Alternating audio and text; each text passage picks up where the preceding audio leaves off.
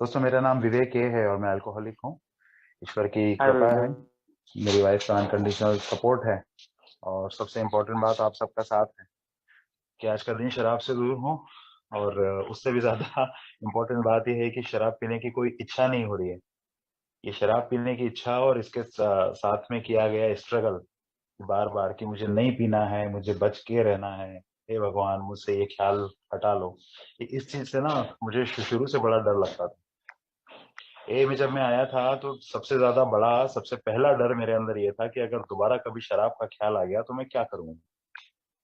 मेरी वाइफ ने जब मुझे रिहैब में डाला था 90 दिन के लिए, तब तक ना उनको ना मुझे ए के बारे में कुछ भी नहीं मालूम था।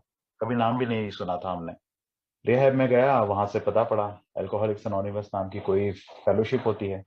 अब रिहैब तो रिहैब है। वहां के जो हालात होते हैं ना, वो मुझे किसी भी चीज पे विश्वास करने ही नहीं देते हैं, ऐसा मुझे लगता था। क्योंकि वहां पर मेरे साथ में जो बंदिशें थी, जिस तरह का व्यवहार था ना, उससे मुझे ये लगने लगा था कि भाई ये तो मुझे फंसाया जा रहा है, या फिर मुझे कोई इस तरह का भुलावा दिया जा रहा है।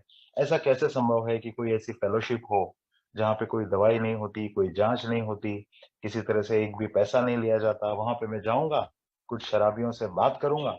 शराबी भी ऐसे शराबी, कोई ये कहेगा मैंने अपनी पत्नी का सर फोड़ा है, कोई कहेगा मैं दिवालिया हो गया हूँ, कोई कहेगा मैंने जेल के कई चक्कर लगाए हैं, और कोई कहेगा मुझ पे आज भी कई सारे कोर्ट केसेस चल रहे हैं। ऐसे लोगों के बीच में रह के तो मैं कैसे शराब छोड़ पाऊंगा। तो रिहैब के 90 दिन तो भाई साहब मैंने सिर्फ एक टाइम पास किया। मुझसे वो स्टेप पर के लिए भी पन्ने लिखने को कहे गए।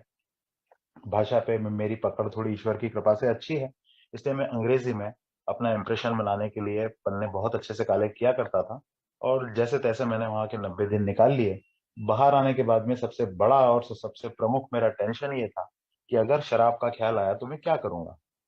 परंतु एक चीज बहुत अजीब थी, मुझे लग रहा था कि बाहर आते ही शराब का ख्याल आ जाएगा, लेकिन वो आया नहीं।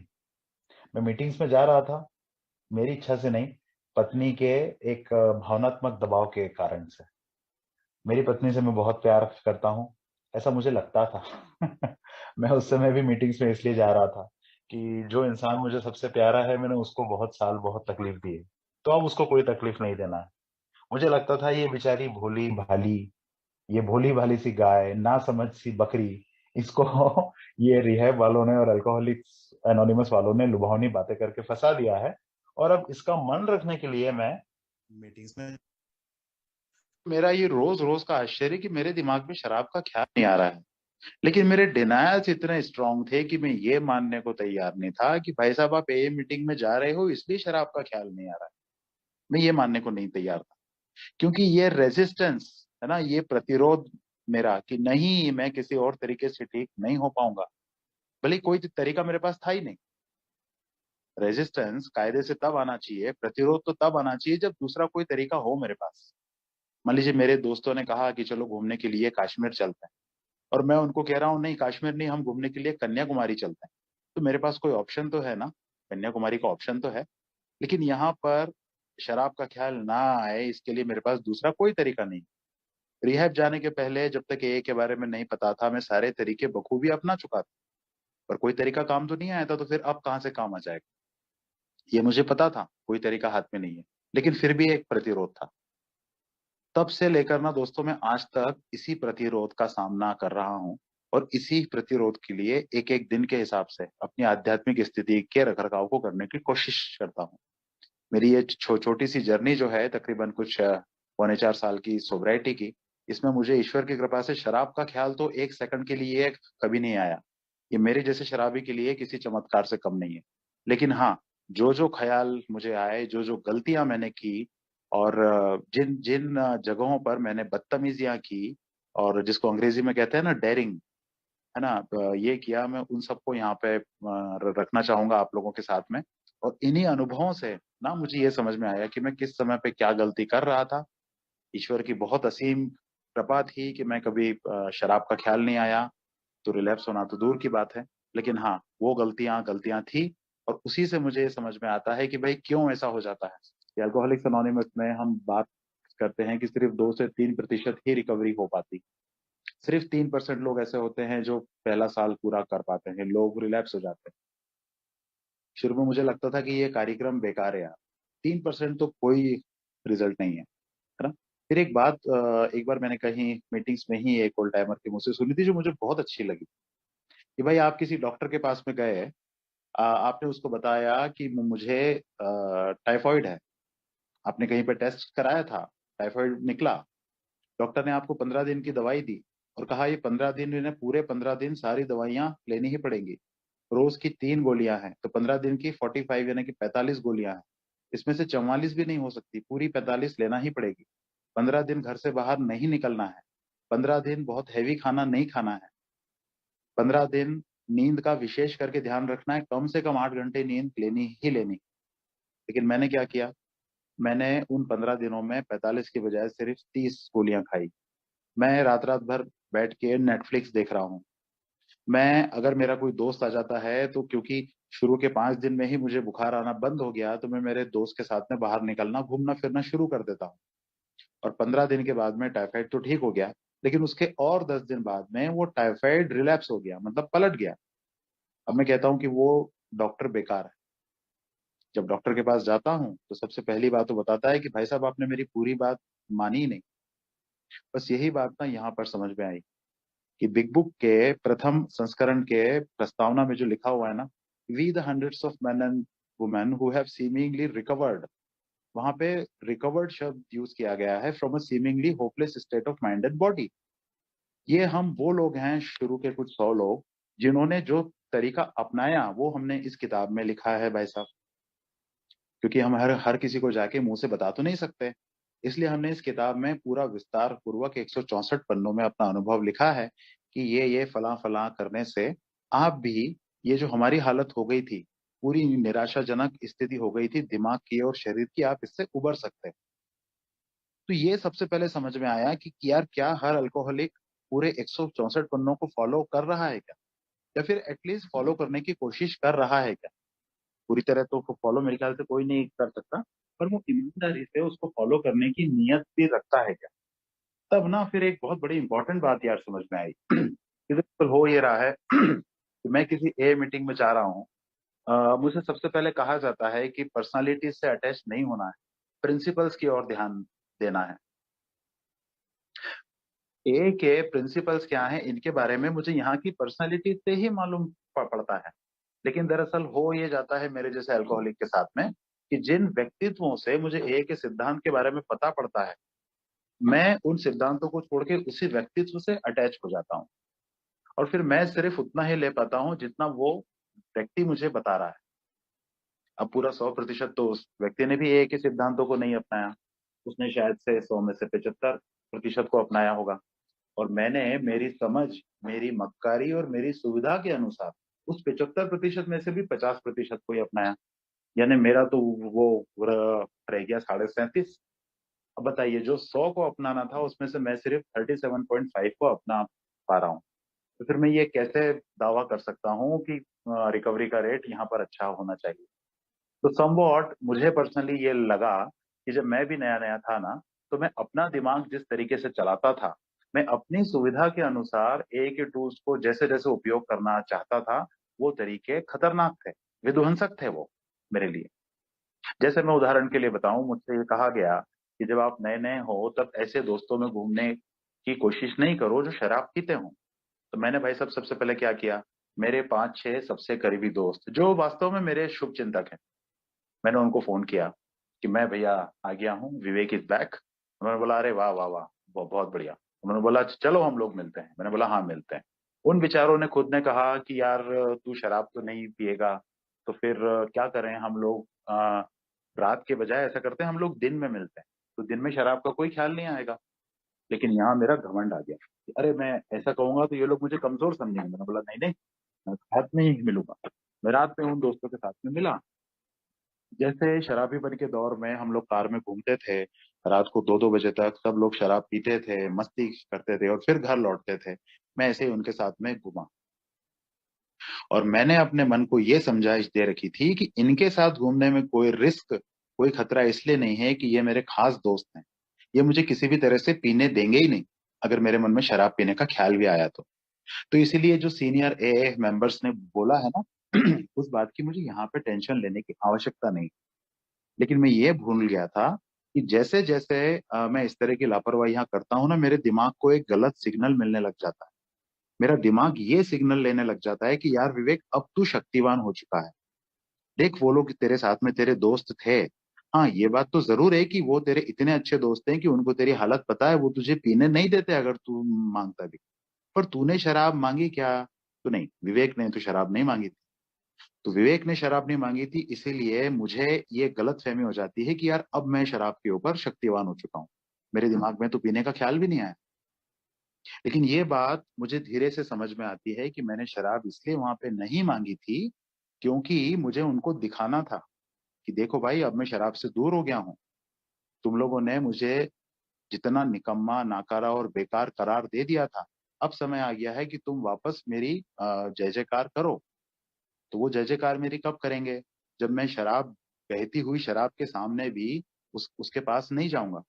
जब उनको ये दिखेगा, तभी तो वो मेरी तारीफ करेंगे ना। मतलब कि मेरे अंदर एक इतनी बड़ी फोर्स, एक इतनी बड़ी ताकत काम कर रही है शराब से मुझे दूर रखने के लिए, वो है मेरा ईगो। वो है मेरी प्रशंसा, तारीफ, तारीफ के लिए भूख। तो जब ये मेरे अंदर होती है ना, तो शराब से मैं आसानी से दूर रह जाता हूँ। परंतु सवाल यहाँ पे आ जाता है कि ये प्रशंसा की भूख ये कब तक रहेगी? कभी ना कभी तो जब मैं बाकी मेंबर्स की कहानी सुनता हूँ ना, उससे मुझे ये समझ में आता है कि कभी ना कभी तो मेरे अंदर ये आना कि बहुत ज्यादा खतरा है कि चलो यार, अभी तो मैं अकेला हूँ। लोगों से तारीफ तो मैंने काफी पाली, अभी तो मैं अकेला हूँ, अभी मुझे कौन देख रहा है। चुपके से 2-3 पैक पी सकता हूँ। मैं इंदौर शहर का रहने वाला हूँ, किसी काम से मुंबई गया, दिल्ली गया, कहीं भी गया, तो वहां पे अगर मैं किसी होटल में अकेला हूँ तो वहां 2-3 पैक तो पी सकता हूँ। शाम के 7 बजे हैं, अगर अभी पी भी लूंगा और अगर बाई चांस ज्यादा भी हो गई, तो कोई खास दिक्कत वाली बात नहीं है। ये ऐसा हो जाएगा कि लेट नाइट अगर 1-2 बजे तक, 3 बजे तक भी मैंने पी तो कोई बात नहीं है। सुबह मैं अपने फोन को फ्लाइट मोड पे या रिंग वाइब्रेशन पे रख दूंगा, किसी को क्या पता चलेगा।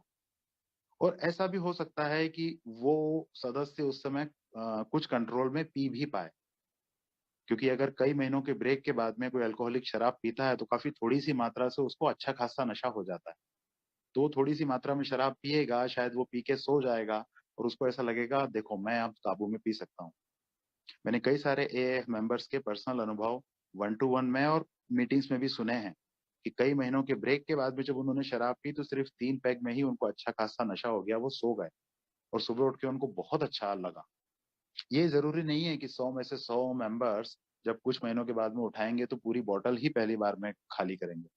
बल्कि कई मेंबर्स का तो मैंने ये भी सुना है कि वो 6-6 महीने तक भी आ, आ, इस तरह से, पहले उन्होंने 1 पैक से शुरू किया, फिर 2, 3, 4, 6, उनको 6 महीने पूरी तरह से ध्वस्त होने में लग गए। इन 6 महीनों में उनको ये समझ में आ गया था कि हमारी गाड़ी जो है वो डीरेल हो चुकी है, पर हाँ, उनको इतना समय लग गया। तो ये टेम्पटेशन मेरे अंदर आ सकता है अगर मैंने किसी इस तरह की कोई बदतमीजी की है तो। अनदर थिंग, मुझे सोब्राइटी में सिर्फ 4-6 महीने हुए थे और 6 महीने हो गए थे। 31 दिसंबर आया। अब इस 31 दिसंबर पे, इसके ठीक उसके ठीक 1 साल पहले, मैं जिन दोस्तों और परिवारों, उनके परिवारों के साथ में 31 दिसंबर की पार्टी मनाने गया था, तब ऐसा हुआ था कि हम लोग शाम को 6 बजे शहर से दूर एक फार्म हाउस पे इकट्ठे हुए और रात को 8:30 बजे तो मैं पी के ऐसी हालत हो गई थी कि मेरी पत्नी को मुझे कार में डाल के घर लेके आना पड़ा। मुझे अगले दिन बहुत गिल्ट हुआ कि अरे ये तो मेरी हंसी उड़ गई, मेरी पत्नी भी क्या कह रही होगी, न्यू ईयर की पार्टी को वो ठीक से एंजॉय नहीं कर पाई। अब मेरे अंदर ये जिद थी कि मुझे इन्हीं दोस्तों को ना दिखाना था, क्योंकि इन्हीं दोस्तों ने और उनकी पत्नियों ने मेरी पत्नी के प्रति बड़ी सहानुभूति जताई थी। वो उसको सांत्वना दे रहे थे अगले दिन, भगवान पे भरोसा रखो, कोई बात नहीं, विवेक ठीक हो जाएगा, चलता है। तो उनके ऐसे सांत्वना जताने से मेरा दरअसल ईगो हर्ट हो रहा था कि तुम कौन आ गए मेरी पत्नी को सांत्वना दिखाने के लिए, मैं शक्तिवान हूँ, मेरी पत्नी का ख्याल मैं रखूंगा।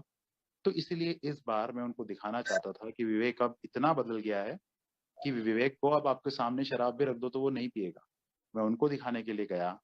रात को 9 बजे से वो लोग सब शराब पीना शुरू कर दिए थे और रात को जब 12 बजे सब लोगों ने ग्लास उठा के चीयर्स किया, उस पार्टी में से हम 1 बजे लौटे और अगले दिन सवेरे सवेरे 10 बजे मेरे दो दोस्तों की पत्नियों का एक कॉन्फ्रेंस कॉल आया मेरे पास। उन दोनों ने बात कर रहे थे, उन्होंने मुझे उसमें ऐड किया। और उनका सबसे पहला सवाल था कि भैया आप शराब से कैसे दूर हुए, हमारे पतियों को भी दूर करो। दोस्तों मैं आज उस समय को इमेजिन करता हूँ कि कितनी ईश्वर की बड़ी कृपा थी मेरे जैसे शराबी के लिए। वो रिलैप्स के लिए 100% एक मजबूत जमीन तैयार हो चुकी थी। एक तो मैं शराब से दूर, मेरा ये घमंड कि मैं अपने हिसाब से शराब से दूर हो पा रहा हूँ, और तीसरा ये घमंड कि जो लोग मेरी बुराई करते थे अब वो लोग मुझसे सलाह मांग रहे हैं। बस यही सारे ना भ्रम मेरे दिमाग में इकट्ठे होके मुझे वो पहले कदम में जो शक्तिहीनता की बात की गई है ना, उस शक्तिहीनता की बात से दूर कर देते हैं। मेरे दिमाग को ये पसंद थोड़ी ना आता है कि कोई बाहर वाला आके मुझे ये बताए कि भाई तू शक्तिहीन हो गया है, तू किसी काम का नहीं रहा है, तू ईश्वर का बनाया हुआ सबसे सुंदर अंग इंसान के कारण, सॉरी इंसान के शरीर में, और तू ही सबसे ज्यादा उसका बड़ा दुश्मन हो गया है। इसलिए मेरा दिमाग ना पूरी तरह से मेरा दुश्मन बना हुआ होता है जब मैं खास तौर से नया नया होता हूँ। वो अपनी वाली चलाना छोड़ता नहीं है। धीरे धीरे समय आता है, समय लगता है, मैं जब एक के आध्यात्मिक सिद्धांतों पे काम करता हूँ, मैं तब अपने दिमाग को ये समझाता हूँ कि भाई मुझसे गलती हो गई। मेरी गलत आदतों ने, मेरे सोचने के गंदे तरीके ने तेरे अंदर सिर्फ कचरा ही भरने का काम किया है सालों तक। तो जब मैं तेरे अंदर कचरा भरूंगा तो तू कचरा ही उगलेगा। लेकिन अब उस कचरे को पहले तो मैं साफ करूंगा, और फिर साफ करने के बाद में मैं उसमें नए तरह की साफ शुद्ध बातें भरूंगा, ताकि तेरे अंदर से भी साफ और शुद्ध आइडियाज निकलना शुरू हो सके। लेकिन इसमें समय लगेगा, ये एकदम से नहीं हो पाएगा।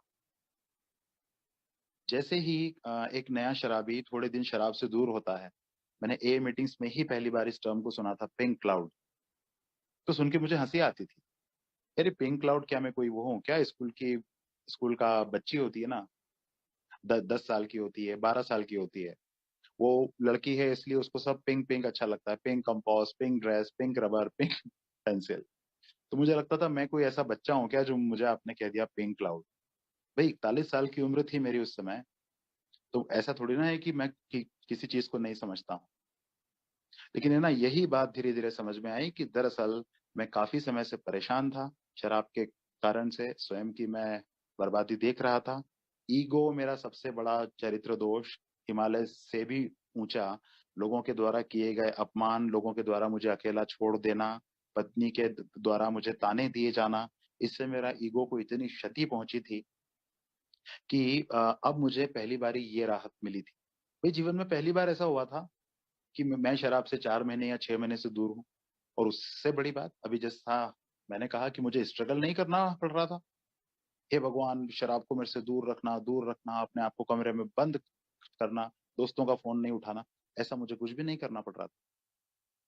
तो मेरा तो ईगो भाई साहब फिर से 7वें आसमान पे था कि देखो कहाँ इतना परेशान, लोगों ने इतना जलील किया, मैंने इस हद तक शराब पी कि कोई पी के तो दिखाए।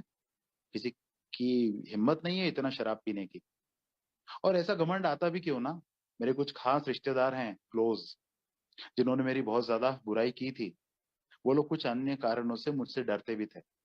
जब उनको ये पता चला कि विवेक शराब से दूर हो गया है, तो उन्होंने मेरे घर आके मुझे बोला कि बेटा हम तुमको मान गए, तेरे जैसी हद दर्जे की शराब कोई नहीं पी सकता, और जिस तरह से तूने अचानक से छोड़ दी ऐसा भी कोई नहीं कर सकता।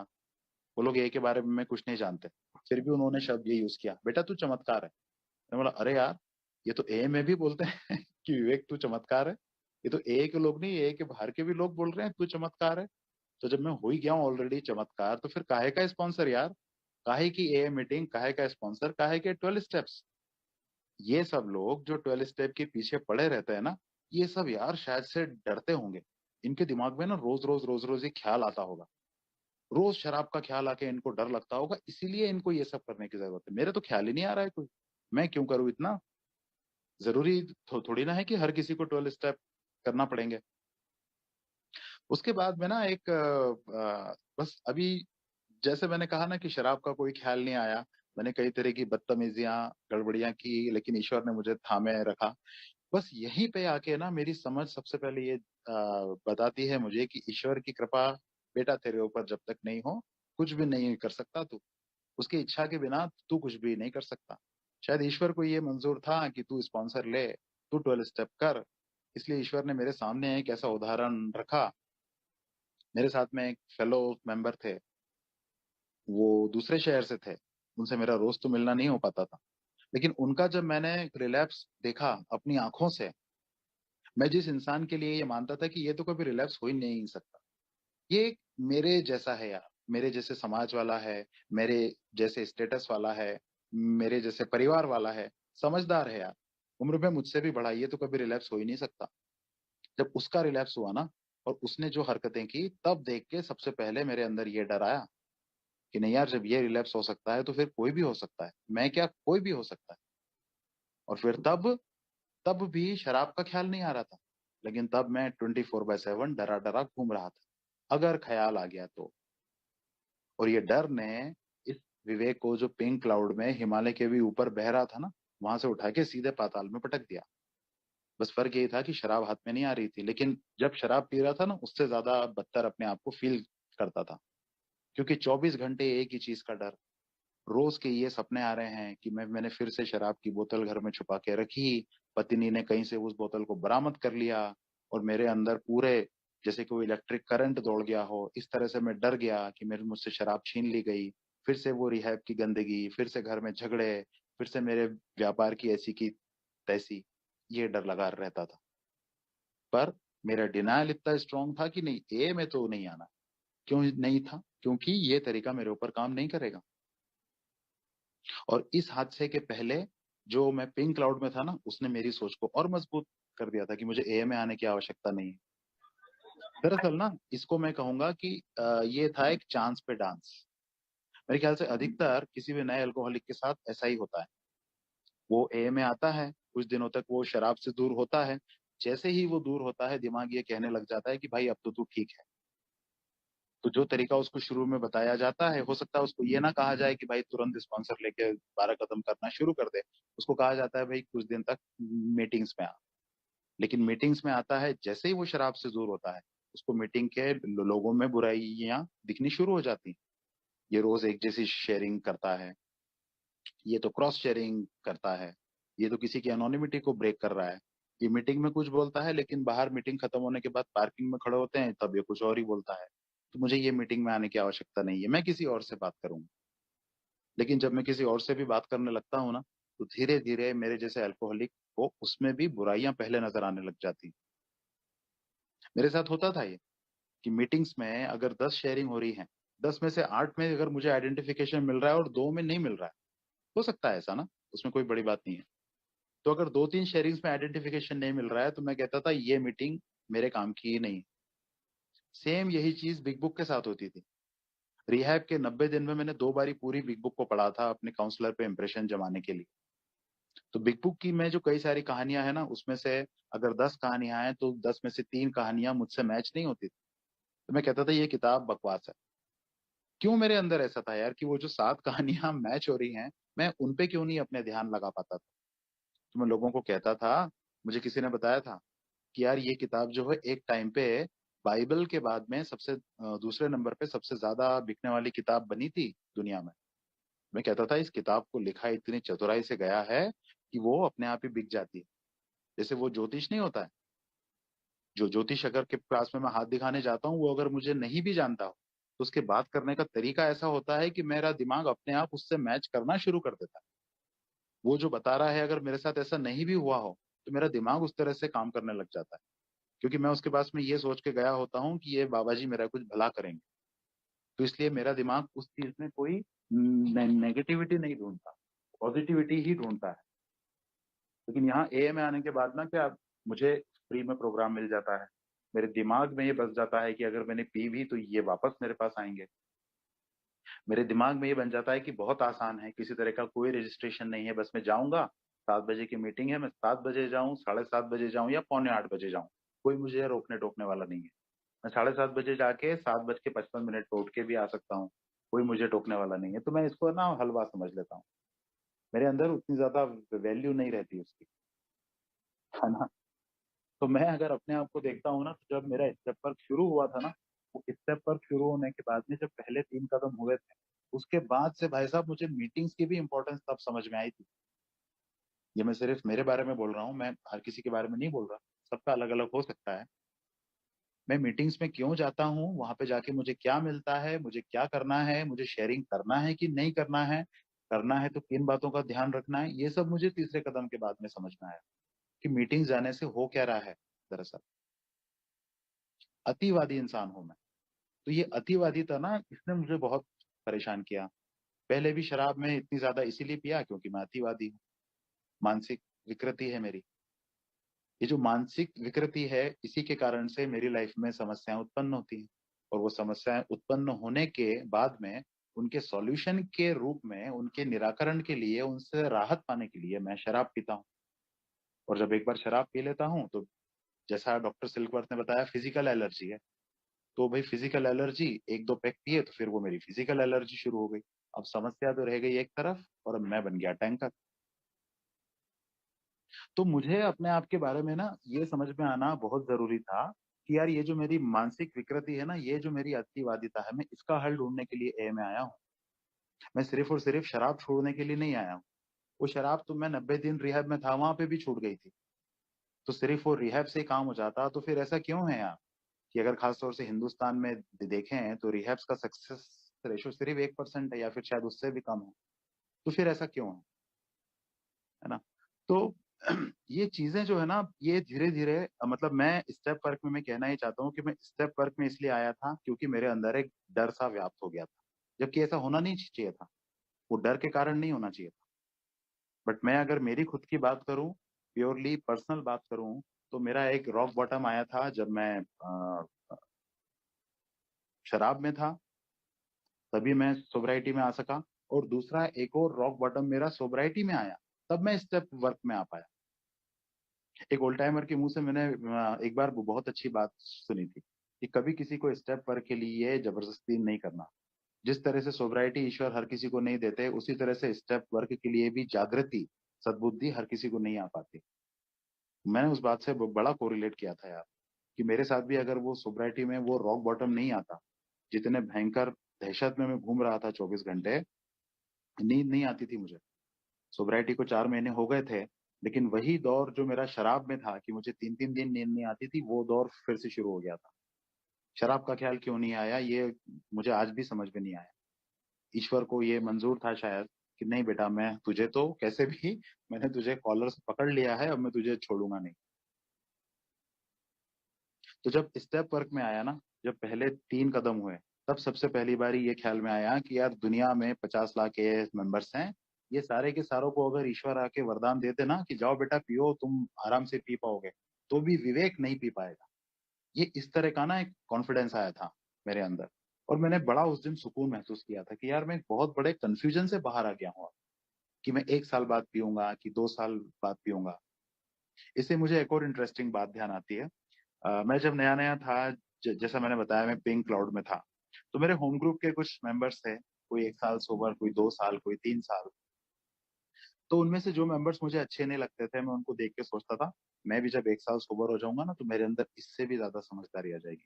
जब मैं 2 साल हो जाऊंगा तो उससे भी ज्यादा आ जाएगी। 3 साल मुझे हो जाएंगे तो मैं इन तीनों से ज्यादा समझदार हो जाऊंगा। इसके बाद में मेरे जब स्पॉन्सर बने तो मैंने उनसे भी ये बात शेयर की। उन्होंने कहा कि अभी भी ऐसा कुछ दिमाग में है क्या? मैंने बोला नहीं है, जबकि मेरे अंदर वो था। शायद वो समझ गए थे कि ये झूठ बोल रहा है, इसके दिमाग में अभी भी है।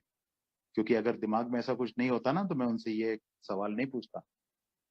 तो उन्होंने कहा कि अगर तुम्हारे दिमाग में ऐसा है कि 2 साल की सोब्राइटी के बाद में उसको मैं दिखाऊंगा, तो उन्होंने कहा बेटा अगर ऐसा कुछ दिमाग में है ना, तो 2 साल तक तो तू सोबर रह जाएगा। सारी बदतमीजियां कर ले, 31st की पार्टी में भी चला जा, दोस्तों के साथ घूम ले, मीटिंग्स में मत आ, लेट आ, नकली शेयरिंग कर, मास्किंग कर, तू जैसे तैसे 2 साल तो निकाल लेगा। लेकिन 2 साल के बाद में तुझे कोई भी नहीं बचा पाएगा। तेरे ए मेंबर्स भी तुझे नहीं बचा पाएंगे रिलैप्स होने से। क्योंकि तेरा दिमाग तुझे एक तरह का प्रतिफल देगा, एक रिवॉर्ड देगा कि यस विवेक, तूने एक किला फतेह कर लिया है, तूने झंडा गाड़ दिया है 2 साल सोबर होके, अब तू पी सकता है। ये बिल्कुल उसी तरह की कहानी है जो बिग बुक में दी गई है। एक व्यापारी था, वो शराब पीता था। उसने फिर शराब से दूर हुआ ये सोच के कि मैं पहले अपने व्यापार को अच्छे से जमा लूं, काफी सारा पैसा इकट्ठा कर लूं, फिर उसके बाद शराब पीऊंगा। उसने शायद कुछ 25 साल तक शराब नहीं पी थी, और 50 या 55 की उम्र में जब उसको लगा मैंने बहुत पैसा कमा लिया है, अब मेरा रिटायर होने का समय आ गया है, तब उसने शराब पी और कुछ ही साल में डेथ हो गई उसकी। तो मैं ना कभी भी अपने आप को किसी टारगेट से नहीं बांध सकता। मैं जब सोब्राइटी में नया नया आता हूँ तो मुझे कई लोगों से रिसेंटमेंट हो जाता है। जैसे मैं अगर मेरी बात करूं तो मेरी लाइफ के पुराने रिसेंटमेंट कम थे, ए में आने के बाद के रिसेंटमेंट ज्यादा थे। क्योंकि ना मुझे अचानक से मेरी तारीफ हो, मेरा बहुत अपमान हुआ है, कई लोगों ने मेरा अपमान किया है और आज भी वो कर रहे हैं, ये तरह के मेरे दिमाग में कचरा बहुत भरा हुआ था। तो मुझे ना सिर्फ ए मीटिंग्स में जाके सोबर रह के उनको दिखाना था। मतलब जो prime and most important thing है कि आप सोबर होते हो सिर्फ और सिर्फ और सिर्फ अपने लिए, ना किसी दूसरे के लिए, ना पत्नी, ना बच्चा, ना माँ, ना बाप, ना भाई, ना बहन। मैं सिर्फ अपने लिए सोबर हो रहा हूँ। मैं तो इसी बात से भटक गया था। और यही कुछ सारे कारण है ना, मुझे ये समझ में आते हैं कि क्यों सोब्राइटी मेंटेन नहीं हो पाती। मैं आज इस चीज को समझ पाता हूँ। एक समय पे मुझे शुरू शुरू में ये लगता था यार जब 6 महीने सोबर हो जाऊंगा तो मेरी समझ अच्छी हो जाएगी, तब फिर उतना टेंशन नहीं रहेगा। जब 1 साल हो जाएगा, जब 1.5, 2, 2.5, 3, 3.5, 4, मुझे लगता था जैसे जैसे मैं आगे बढ़ूंगा ना ये मैं एकदम से ना ऐसा रिलैक्स ऐसा होता जाऊंगा। फिर मुझे कोई स्पॉन्सर से बात भी महीनों में एक बार करनी पड़ेगी। मीटिंग्स में भी कभी महीने 2 महीने में एक बार अटेंड कर लिया तो कर लिया, ये समझ में आएगा। लेकिन मैंने अपने अंदर ये बात देखी कि यार जैसे जैसे एक एक दिन करके मेरी सोब्राइटी आगे बढ़ रही है, ए के प्रति मेरी सीरियसनेस, मेरी सिंसियरिटी, मेरी ईमानदारी भी बढ़ रही है। तो ऐसा क्यों हुआ? क्या मैं पहले से ज्यादा डरने लग गया हूँ? नहीं यार, ये बात मुझे समझ में आई कि डर तो मेरा पहले से काफी कम हो गया है। मैं कहूंगा कि 90% तक डर खत्म हो चुका है। 100% हो गया ऐसा नहीं बोलूंगा, ईमानदारी है, लेकिन 10% डर अभी भी है। लेकिन 90% तक डर खत्म हो गया है कि कहीं मैं पी तो नहीं लूंगा, कहीं ऐसा बुरा तो नहीं हो जाएगा। लेकिन अब मैं पहले से ज्यादा सिंसियर क्यों हो गया हूँ? क्योंकि मुझे बीमारी की समझ अब पहले से कहीं ज्यादा अच्छी हो गई है। मैं पहले रस्सी, सांप को रस्सी समझ के पकड़ रहा था। अब जो मेरी बीमारी सांप है ना, अब मैं सांप को पकड़ता ही नहीं हूँ। मैं सांप को सांप समझ के भी नहीं पकड़ता हूँ कि कोई सपेरा बड़ा उसमें एक्सपर्ट होता है सांप को पकड़ने में, उसके दांत वांत निकाल देता है, ये श्योर कर लेता है कि सांप के अंदर कोई जहर जहर नहीं बचा है, फिर वो उसको वैसे पकड़ता है। नहीं यार, मैं उसको पकड़ने की कोशिश ही नहीं करता हूँ। मुझे अब ये धीरे धीरे पक्के से समझ में आ गया है कि मैं मेरी बीमारी पे भी शक्तिहीन हूँ। भगवान न करे मेरे हाथ में दोबारा शराब आ जाती है, मैं, अगर वो शराब एक बार आ गई तब फिर मैं उसके ऊपर शक्तिहीन हूँ। लेकिन जिस चीज के लिए मैं शक्तिहीन नहीं हूँ वो है यार मेरी खुद की ईमानदारी। मैं अपनी ईमानदारी के लिए शक्तिहीन बिल्कुल भी नहीं हूँ यार। आज अगर मुझे शराब का कोई ख्याल नहीं है, तो अगर आज मैं सोचता हूँ कि मुझे मीटिंग्स में जाने की आवश्यकता नहीं है, स्पॉन्सर लूंगा, सोचूंगा, देखूंगा, करूंगा, अगर ये सब है तो ये फिर पूरी तरह से मेरी बेईमानी। इसके लिए मुझे कोई मेरा हाथ नहीं पकड़ रहा है। मुझे डे वन से यहाँ पे बताया गया था, और इस चीज को मैंने भी आजमा के देख लिया है, और कई मेंबर्स को रिलैप्स होते हुए उनकी कहानी भी देख ली कि सबसे इंपॉर्टेंट मेरी सोब्राइटी है, और ये मेरी टॉप प्रायोरिटी होना ही चाहिए।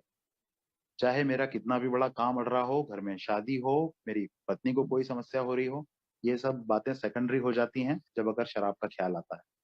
और जैसे ही शराब का ख्याल आता है फिर मुझे हर चीज ध्यान में आती। तब मुझे लगता है यार काश मैंने ऐसा नहीं किया होता, यार काश मैंने वैसा नहीं किया हुआ होता। मैं अक्सर शेयरिंग्स में मैंने कई बार ये सुना है कि कोई मेंबर रिलैप्स हुआ, उसको ये लगता है कि वो 3, 4 या 6 महीने या 1 साल की सोब्राइटी के बाद में उसका रिलैप्स इस कारण हुआ कि वो फलानी फलानी जगह पे कहीं पे शराब परोसी जा रही थी, वो गलती से वहां चला गया, किसी ने बोला, वो बैठ गया, वो रिलैप्स हो गया। या फिर वो किसी फलानी फलानी जगह पे गया, वहां पे किसी से छोटी सी बात पे कोई बवाल खड़ा हो गया, झगड़ा हुआ, तू मैं हो गई और उसने शराब पी ली। ये मुझे ही यहाँ पे प्रोग्राम के टूल से ना, मेरी जो मानसिकता है, लिटरेचर में इतनी बखूबी एक शराबी की मानसिकता को डिस्क्राइब किया हुआ है कि ये एक दिन में नहीं हो जाता है यार। ये जो मैं पहले से पिंक क्लाउड्स में उड़ रहा था, तो मेरे दिमाग ने अपने आप ही है ना एक भ्रम जाल बना दिया मेरे इर्द गिर्द कि बेटा तू शराब वराब नहीं पी सकता, तेरा काम हो गया अच्छे से। ये मैं नहीं करता हूँ जानबूझ के, ये मेरा दिमाग करता है। मुझे कोई शौक थोड़ी आ रहा है यार रिलैप्स होने का, ना मुझे कोई अंदर से ऐसी इच्छा है कोई नया एक्सपेरिमेंट करने की। ये मैं उन मेंबर्स की बात कर रहा हूँ जो एक से ज्यादा बार ही रिलैप्स हुए हैं। लोग बहुत आराम से उसके बारे में बोल देते हैं। कई बार जब बात होती है ना, उसके घर वाले बहुत आराम से बोल देते हैं, नालायक है साला, समझने को तैयार ही नहीं है, ये ऐसे नहीं समझेगा। मैं कहता हूँ उसको मजा आ रहा है क्या रिलैप्स होने में? उसके आसपास उसका दिमाग ये भ्रमजाल फिर से बुनता है और वो उसका शिकार हो जाता है। तो जब वो भ्रमजाल बुन लेगा ना, उसके बाद तो शिकार होने के सिवा कोई ऑप्शन ही नहीं बचता उसके पास। तो ये चीज उसको उस समय पे समझना पड़ेगी जब तक वो भ्रमजाल नहीं बना है। मकड़ी का ना वो जाल, जिसमें वो छोटे मोटे कीड़ों को फंसा लेती है, ऐसी किसी जाल का निर्माण अभी नहीं हुआ है। तभी तो उसको ये समझना पड़ेगा कि यार मेरा दिमाग ऐसे काम करेगा, मैं रोक नहीं सकता इसको। यार मेरे दिमाग के इस काम करने के तरीके पे मैं शक्तिहीन हूँ, लेकिन मैं उसके भ्रमजाल में ना फंसूं इसके लिए मैं शक्तिहीन नहीं हूँ। और उसके लिए मुझे क्या करना है? उसके लिए मुझे ए में जो टूल्स बताए गए हैं वो करना है। तो आज मेरे पास में काम करने का सबसे अच्छा और गोल्डन पीरियड खुद पे वो है जब मुझे शराब का 1% भी कोई ख्याल नहीं है। ये बात मुझसे काफी पहले ओल्ड टाइमर्स ने कही थी कि जिस दिन मीटिंग जाने का ख्याल आए कि आज मीटिंग नहीं जाना है, उस दिन मीटिंग जरूर जाओ। मुझे लगता था क्या बेवकूफी है यार, जब कोई ख्याल ही नहीं आ रहा है, जब कोई डर ही नहीं है, तो कभी कभार तो तड़ी मार सकता हूँ। उसका कारण ना बाद में समझ में आया ये।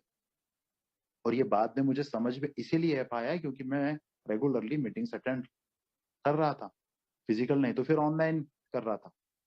तभी ये किसी मेंबर के रिलैप्स होने की कहानी सुनी ना, उससे ये समझ में आया कि यार वो फलाने ओल्ड टाइमर ने जो मुझसे कहा था ना मीटिंग मत छोड़ना, जब मीटिंग नहीं जाने का दिमाग में आए तब तो जरूर से जाना। क्योंकि मीटिंग नहीं जाने का दिमाग में क्यों आएगा? मतलब कि मेरा दिमाग ने वो भ्रमजाल बनाना शुरू कर दिया है कि बेटा तू ठीक हो गया है। यह भी छोटा छोटा एक एक तार करके वो जाल बुनेगा, एक बार में नहीं बुनेगा। और जब वो जाल काफी बड़ा हो जाएगा ना, उसके बाद में किसी दिन ऐसा होगा कि मेरे साथ में कोई ऐसी घटना हुई, कहीं पे शराब परोसी जा रही है या किसी से झगड़ा हुआ, तो फिर फटाक से मैं शराब पी लूंगा। मुझे लगेगा वो घटना के कारण मैंने पी, लेकिन नहीं, मैंने जाल में फंसना तो काफी दिन पहले से ही शुरू कर दिया था। कमजोरी, मेरी नींव तो काफी पहले से ही कमजोर हो गई थी। एक मैं अभी कोई सी वेब सीरीज देख रहा था, उसमें एक डायलॉग मुझे बड़ा पसंद आया।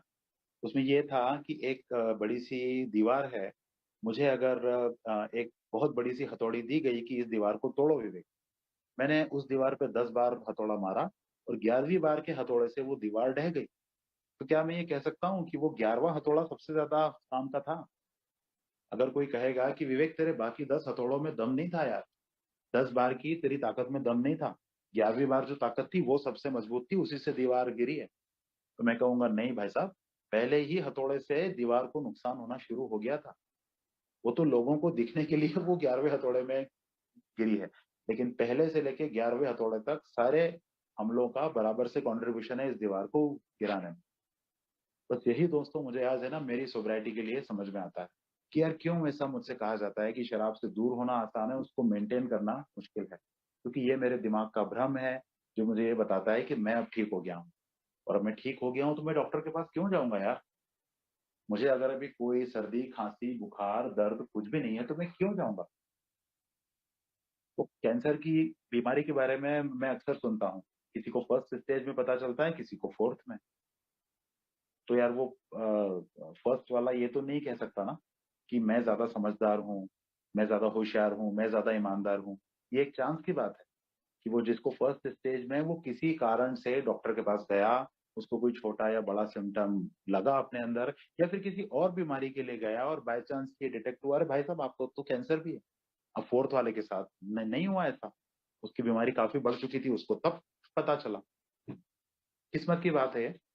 लेकिन जब मुझे एक बार ही पता हो गया कि यार मुझे शराबियत नाम की बीमारी है, और ये कई बारी अगर मैं लापरवाह हो जाता हूँ तो ये पहले स्टेज में पता नहीं पड़ती है, इस साली मुझे चौथी या पांचवें स्टेज में समझ में आती है ना। तो उस कैंसर के मरीज के लिए इतने सारे ऑप्शंस नहीं हैं जितने मेरे लिए हैं। लेकिन मेरे लिए क्या, दुनिया भर के 50 लाख और हिंदुस्तान के 45,000 मेंबर्स हैं, है ना। मैं रोज मीटिंग में जाता हूँ, ये चिल्ला चिल्ला के मेरे को बताते हैं। फिर उसके बाद जब मैं स्पॉन्सर के साथ में लिटरेचर को पढ़ने बैठता हूँ ना, तो ऐसा लगता है मेरे दिमाग में से निकाल के मेरी मानसिकता को खोल के रख दिया है यहाँ, है ना। वो पढ़ने के बाद भी अगर मेरे दिमाग में किसी तरह के गलत धारणाएं हैं, तो इसका मतलब पक्के तौर से ये है कि यार मेरा दिमाग मुझे वो मानने नहीं दे रहा है। इसीलिए ना मेरे ओल्ड टाइमर्स ने मुझे, मैं नया नया था तो उन्होंने मुझसे कहा था कि दिमाग को बाहर रख के आया कर, क्योंकि मुझे मेरी पढ़ाई लिखाई का, मेरे इंटेलेक्चुअल होने का बड़ा घमंड था। मेरे समझ में नहीं आती थी वो बात। ये कैसी अजीब बात है, मेरे अंदर दिमाग है तो क्यों उसको मैं साथ में लेके नहीं आऊंगा। भाई आपने तो मुझसे कहा है कि ना तो तू पागल आदमी है, ना तू तू बुरा आदमी है। तो जब मैं पागल नहीं हूं तो मैं दिमाग को क्यों साथ में नहीं रखूंगा। ये बात धीरे धीरे ना अनुभव से समझ में, मुझे तब भी ये कहा गया था, यार तुझे हर बात हम अभी नहीं समझा सकते, तुझे अनुभव से समझ में आएगी। ये मुझे वास्तव में धीरे से अनुभव से ही समझ में आएगी, आई, सॉरी। मैं इसी बात के लिए आप सबका है ना दोस्तों, मतलब झुक के अपने घुटनों के बल बैठ के आभारी हूँ कि यार ये चीज मेरे को समझ में आ सकी। मैंने चाहे लाख अपना प्रतिरोध कायम रखा कि नहीं ऐसे कैसे समझ में आ जाएगी, मैं तो मेरे दिमाग के दरवाजे बंद रख के ना उस पर 4 ताले लगाऊंगा। लेकिन फिर भी वो आप लोगों की आवाज ने उन तालों को तोड़ दिया। मैं क्लोज माइंडेड से ओपन माइंडेड बनने की कोशिश कर रहा हूँ। और मुझे आज ये समझ में आ पा रहा है कि यार वो एकदम शुरुआती दौर में ना मेरा दिमाग अलग तरह से काम करता है। तालों की गंदगी जिसमें भरी है वो उसी तरह से काम करेगा। उसको ठीक होने में कुछ समय लगता है। तो मेरे लिए ये बहुत बहुत बहुत जरूरी है कि शुरुआत के दिनों में सॉरी शुरुआत के दिनों में मैं किसी एक दो या कुछ लोगों का हाथ पकड़ूं। नॉर्मली एक स्पॉन्सर ऐसे व्यक्ति में सबसे अच्छा होता है जिसका मैं कहना पूरी तरह से मान सकूं। वो मुझे जब जो करने को कह रहा है मैं वो करूं, ए के सिद्धांतों का पालन करूं, क्योंकि यार मेरा स्पॉन्सर ए के बाहर की कोई बात मुझसे करने को नहीं कहेगा यार। वो मुझे वो ही कहेगा जो मेरी वर्तमान स्थिति के लिए ए के हिसाब से सबसे ज्यादा आवश्यक है। वो सबके लिए थोड़ा थोड़ा अलग अलग हो सकता है ना, लेकिन वो मुझसे वही बात कहेगा जो मेरे लिए जरूरी है। और मेरे दिमाग को वो पूरी तरह से गलत लग सकती है।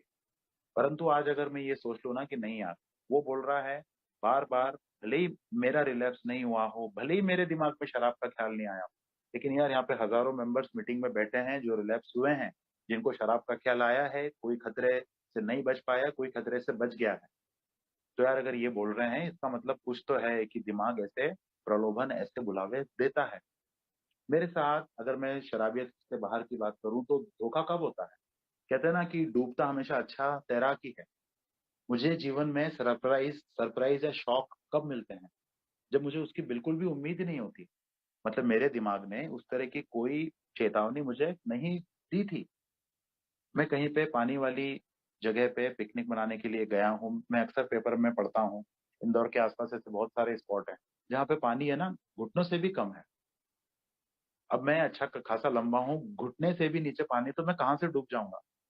तो निश्चित सी बात है मेरा दिमाग वहां पे लापरवाही करेगा। वो मुझे ये चेतावनी नहीं देगा कि विवेक तुझे यहाँ पे संभलने की आवश्यकता है। और वहीं पर मुझे पढ़ने में आता है कि वो पत्थर चिकने थे, पानी तो घुटनों से भी नीचे था, लेकिन लापरवाही करने के कारण से चिकने पत्थर पे पैर फिसला, साइड की बड़ी चट्टान से सर फूटा। अचानक से उस व्यक्ति को थोड़ी सी देर की, आधे एक मिनट की बेहोशी आई और वो पानी में बह के मर गया। बस यही की यही सेम बात है ना, मुझे यहाँ समझ में आती है। यार वो दिमाग शुरू में मेरा दुश्मन बना हुआ होता है, वो अपनी वाली चलाता है। ये मेरा सबसे अच्छा दोस्त भी बनेगा। इसी ने मुझे जीवन में सफलताएं भी दिलवाई हैं, तो ये आगे भी दिलवाएगा। लेकिन जितनी गंदगी मैंने उसके अंदर डाल दी है उसकी पहले सफाई करना पड़ेगी। तो सिर्फ और सिर्फ 12 कदमों के माध्यम से ही संभव है। और एक और बस एक आखिरी बात, एक बड़े अपने बारे में इंटरेस्टिंग बात बताता हूँ। मैं 12 कदमों के बारे में ये सोचता था कि एक बार मैं 12 कदम कर डालूं। ये मेरे अपने आप से शब्द होते थे, मीटिंग्स में नहीं कहता था मैं कहता था मैं 12 कदम एक बार कर डालूं, निपटा दूं, उसके बाद में ना थोड़ा सा जरा शांति हो जाएगी। ये बात तब की है जब मेरे 3 कदम हो चुके थे। ये बात तब की है जब मुझे ये पूरी खातरी हो गई थी कि हाँ विवेक, शराब तो अब तू कभी भी साधारण तरीके से नहीं पी सकता। तब की ये बात है। मैंने कई बारी मीटिंग्स में या फिर वन टू वन में ये सुना है कि मैंने स्पॉन्सर रख लिया। ये सब चीजें ना मुझे आज समझ में आती है, भले ही मैंने ये शब्द यूज नहीं किया हूं, लेकिन भावना यार मेरे अंदर की भी ऐसी थी कि मुझे ऐसा लगता है कि मैं अपनी तरफ से जो जो प्रबंध हो, मैनेज हो, वो कर डालूं। स्पॉन्सर को रखा मतलब मैंने मैनेज किया है। मैंने किसी व्यक्ति को कन्विंस किया है कि हाँ भाई मैं जब भी फोन करूँ आप उठा लेना, मुझे 12 कदम करा देना। ये मैनेज ही तो मैं नहीं कर सकता हूँ यार। पहला कदम ही मेरा ये बोल रहा है कि मेरी जिंदगी अस्त व्यस्त हो गई थी, इट हैड बिकम अनमैनेजेबल। तो हैड बिकम अनमैनेजेबल मतलब अभी वो मैनेजेबल हो गई है, ऐसा नहीं है। वो धीरे धीरे होगा। दूसरे कदम में जो बात आती है ना कि केम टू बिलीव, मुझे अभी सिर्फ विश्वास हुआ है कि मुझसे भी एक बड़ी शक्ति मेरे मानसिक स्वास्थ्य को सुधार देगी। इसका मतलब अभी मेरा मानसिक स्वास्थ्य गड़बड़ाया हुआ है। तो ये सीधा सीधा मुझसे दूसरे कदम में कहा जा रहा है कि भाई तेरा दिमाग अभी ठीक नहीं है। दिखने में तो एक ठीक ठाक इंसान लग रहा है, लेकिन ये तेरा दिमाग अभी ठीक नहीं है, ये फिर से अगर तुझ पे हावी हुआ तो तुझसे गड़बड़ी कराएगा। इसलिए अभी इसकी मैं नहीं मान सकता। ईश्वर की जो शक्ति है, मुझसे भी बड़ी एक शक्ति, वो मुझे ऐसे देखने से, प्रार्थना करने से अगर एकदम से नहीं मिल रही है, तो बहुत खूबसूरती से ना हमारे दूसरे कदम में बताया है कि थोड़ा सा लेश मात्र विश्वास भी चलेगा। एक बार में पूरा 100% विश्वास हो, इसकी कतई आवश्यकता नहीं है। तो वो मुझे होगा ही ऐसे कि मुझे किसी पे आंख मूंद के थोड़ा सा भरोसा रखना शुरू करना पड़ेगा। तो मैं अगर बहुत सारे लोगों की बातें सुन के कंफ्यूज होता हूँ, तो मैं जितनी जल्दी हो सके मैं कुछ ऐसे लोगों से बात करूं जिनकी बातों से सुन के ना मुझे ऐसा लगता है कि हाँ यार, इनकी बातें अच्छी है, ये मेरे काम आती है, इनको मेरे लिए टाइम है, मुझे इनकी बात समझ में आती है, इनको मेरी बात समझ में आती है। तो ऐसे ही मैं किसी व्यक्ति को जब स्पॉन्सर ले लेता हूँ, उसके साथ में जब कदमों पे काम करना शुरू करता हूँ ना, तब से मुझे ये लगने लग जाता है कि हाँ यार, वो शक्ति अब मेरे साथ काम कर रही है। ये एहसास करने की बात है। जैसे कहते हैं ना कि फूल की जो खुशबू है उसको मैं शब्दों में बयान नहीं कर सकता, ये उसी तरह की फीलिंग है। इसको मैं शब्दों में एक्सप्रेस नहीं कर पाता हूँ, वो जो मेरे साथ में होता है तभी हो पाता है। बट हाँ, जो चीज सबसे ज्यादा जरूरी है वो है मेरी रिगोरस ऑनेस्टी। यही मैंने दोस्तों, मेरा जो छोटा सा सोब्राइटी का अनुभव है उसमें मैंने सीखा है, और वही मैंने आपके सामने रखा है। तो एक बार मैं आप सबका बहुत बहुत आभारी हूँ कि आपने इस शराबी की बात को इतने शांति से, प्यार से सुना। आप सभी का बहुत बहुत आभार।